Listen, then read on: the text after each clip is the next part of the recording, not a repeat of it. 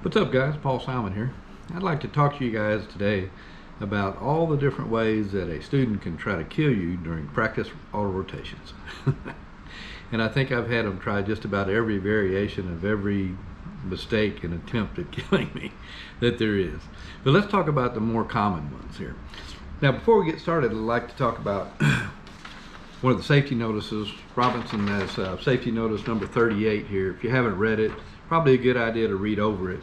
But what it basically alludes to is the fact that a lot of accidents that end up during practice rotations end up occurring because the flight instructor does not get back onto the aircraft and abandon or abort the auto rotation attempt soon enough.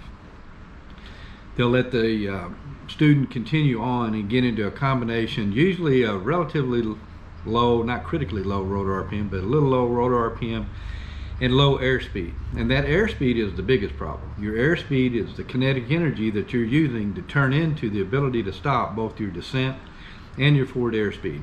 And so basically what safety notice number 38 recommends is that by the time you have basically about 100 feet left to go on the auto rotation, that it needs to be a stable auto rotation. Your airspeed needs to be between, this is an R44, between 60 to 70, even a little faster is okay in my opinion.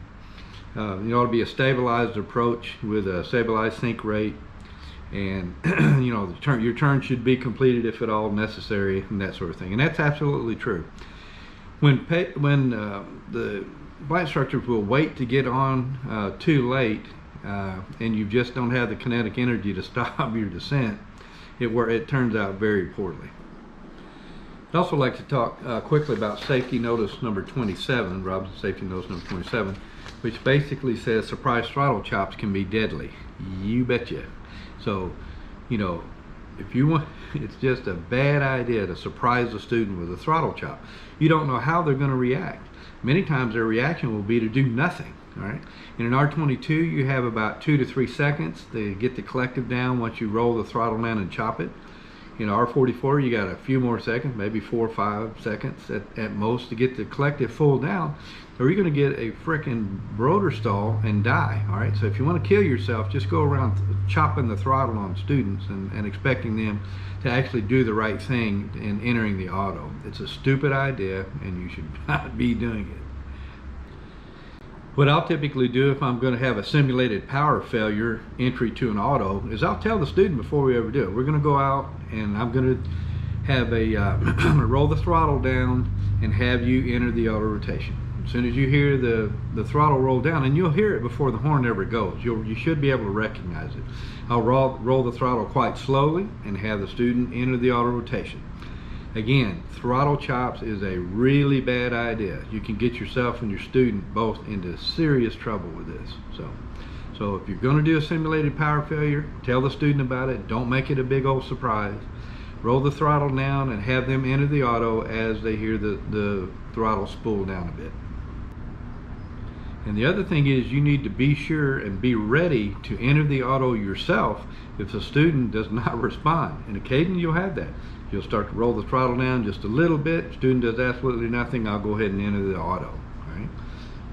It's just a risky situation. Don't chop the throttle. Roll it down smoothly. Let them do the entry. If they don't do the entry within about 1 second, you need to be on the controls doing the entry yourself. Okay, so my whole purpose of doing these videos is trying to keep people safe. All right. When I started out as a new instructor, you know, I didn't have anybody really to bounce ideas off of, and so I was voraciously read everything I could about flight instruction. And I remember back when Frank Robinson used to do the safety courses. He used to do most of the safety course actually. And when you first went there, the first thing he did as soon as you were comfortable in the seat was say, you know, okay, you guys are flight instructors for helicopters, right? Do you guys realize that you have the most dangerous job on the planet? You know, just to kind of get your attention at the beginning of safety school. And he was right, and he's still right. It's one of, I don't know if it's the most dangerous, but damn, it's got to be one of the most dangerous jobs on the planet. So I'm just trying to help the guys that are coming along behind me. You know, let's give you every advantage you can, every bit of assistance we can to keep you safe. And so let's make sure everybody can go home at the end of the day. Okay, so somebody's probably wondered, oh, why does this guy think he knows what the hell he's doing with auto rotations, whatever?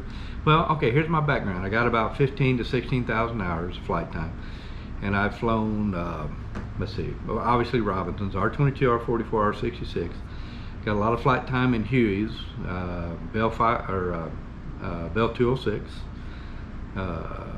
What else? Hughes 500, the 269/300 series.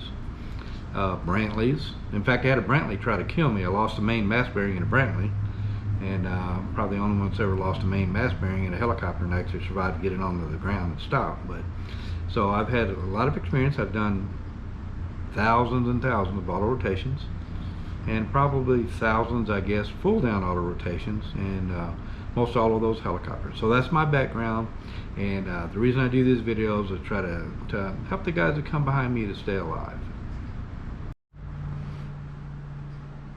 Okay, so if you're wondering if I ever had to do an actual auto rotation, yeah, I just told you I had a Brantley I had to auto in.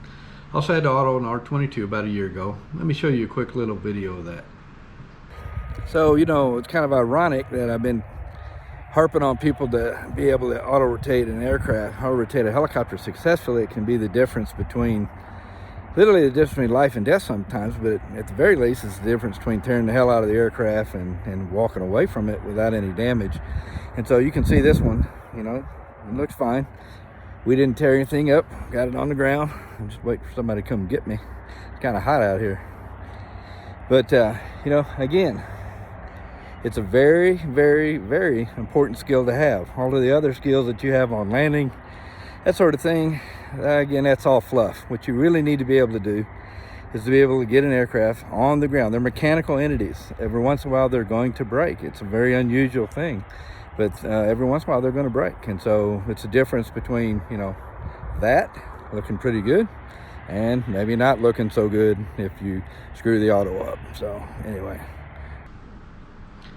Okay, so let's go ahead and get into it. Now, I'd like to first talk about your hand position and your feet position when you're flying as a flight instructor in a helicopter with a student. And we'll look at both cruise flight and also how you need to change it up a bit for during auto rotations. So again, when I'm flying with a student, rather than sitting there and holding my hand like this, if you do that, before long your arm's going to be really fatigued. Can't hold your arm up anymore. So what I do is I stick my thumb under my leg right here, just like that, and I'll have my hands down here right on the collective. And so if I need to quickly get the collective up, I can rapidly raise the collective, or if I need to get the collective down, I can rapidly push down on the collective, or I can grab it, roll up, roll down, whatever I need to do. But I typically just fly along and keep my hand in this position like this. Most of the time the students don't even know I basically am on the collective with them, or just barely touching the collectives. So, but that's a good position to hold your hand. You can quickly get to the collective, and it doesn't fatigue your arm by sitting there trying to hold it up like this the whole time, ready to grab the collective, you know. Now, the other thing that this position allows you to do is as a student is raising and lowering the collective, if you just put a teeny bit of pressure on the collective there, you can feel it coming up and going down, and you can tell exactly what the student's inputs on the collective are. So again, this is a very good position to keep your hand in when you're flying with a student. Okay, so on auto rotations, I do it a bit differently. When I'm flying along with a student just in cruise flight and that sort of thing, I'm keeping my hand like this. When we enter an auto, I'm actually got my hand around the collective. I'll try not to intervene or not to put any pressure on the collective so that the student gets used to entering the auto without my assistance. However, you have got to be ready to intervene if the student does the wrong thing with the collective or the throttle. I've had students that have rolled the throttle up instead of down at the entry of the auto, and that's definitely a big problem. Right? So if they start to roll the throttle the wrong way, you've got to be able to rapidly intervene and roll that throttle down the correct way, and or you're going to get an overspeed like you can't imagine, right? Which can be very, very dangerous and can produce some significant damage to the aircraft if nothing else. So have your hand ready around there as they enter the auto. You're following them down, and be ready to intervene if you need. Okay, let's talk about where you need to keep your feet at. All right.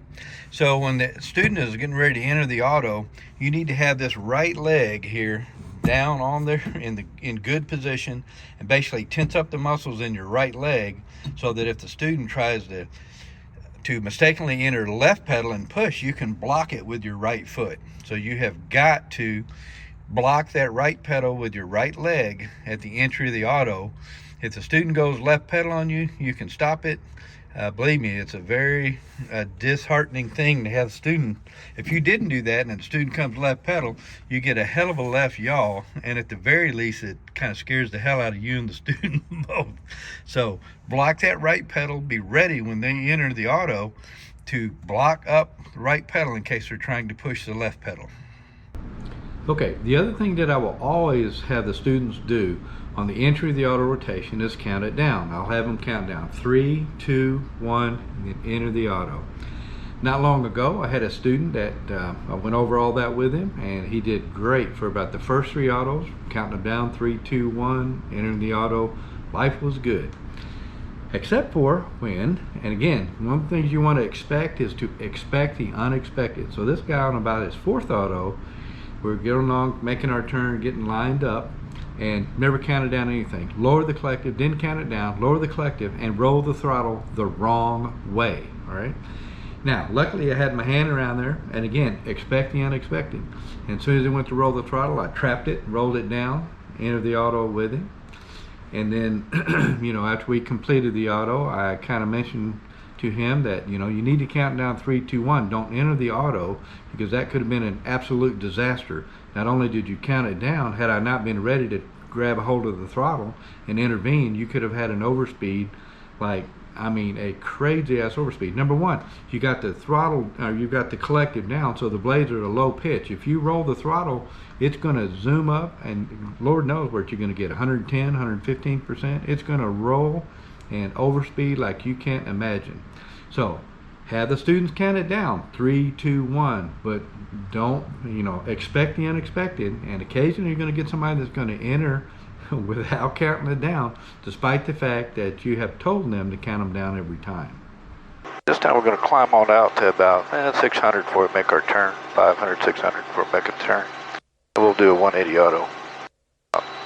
Great. We'll talk you through a few of those. Do I have to know how to do those, or is the student making me do stuff that's not necessary?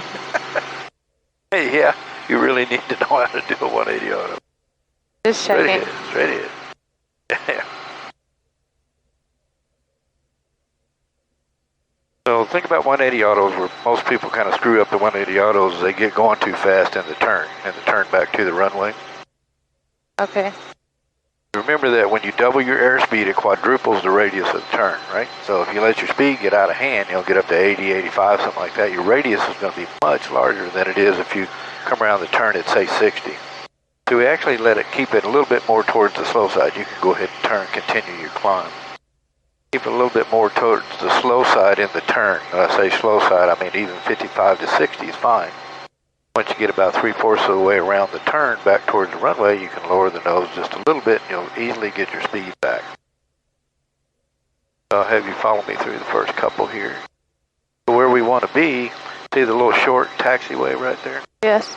It'll be just kind of outside of that short taxiway a little bit, so stay on here with me. And we're at 1,000 feet above the ground. That looks good. So what we'll do, we're going to enter on the downwind when we're about even with the touchdown markers. 9 Romeo Mike's on the downwind for 182, or 180 auto to 20. After 9 Romeo Mike, runway 20, clear touch and go. Clear touch, go, 9 Romeo Mike. All right, so we'll still play high, 1100. Still enter at 70? We're going to enter 65 to 70, right? So we're even with the touchdown marker, so we're going to go down, roll, back up a little bit. I'll turn towards the runway. I'm going to check up just a little bit more. Super Cub 4105 Zulu K Tower. Yeah, my speed's relatively slow, so we're at 60-ish.